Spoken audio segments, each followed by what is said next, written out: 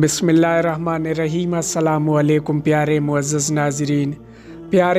ناظرین، منگل 16 جنوری 2024 بمطابق 4 رجب المرجب 1445 ہجری کی حدیث مبارکہ کے ساتھ آپ لوگوں کے سامنے حاضر ہوئے ہیں۔ آج کی حدیث مبارکہ کا موضوع ہے پیغام ختم نبوت۔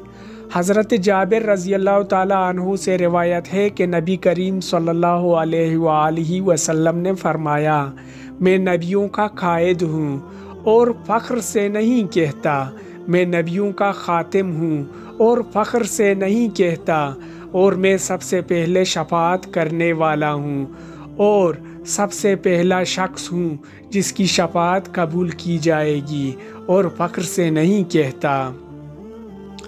حضرت عبداللہ بن عمرو بن العاص رضی اللہ تعالیٰ عنہما فرماتے ہیں کہ آن حضرت صلی اللہ علیہ وآلہ وسلم ہمارے پاس باہر تشریف لائے، گویا ہمیں رخصت فرما رہے ہوں۔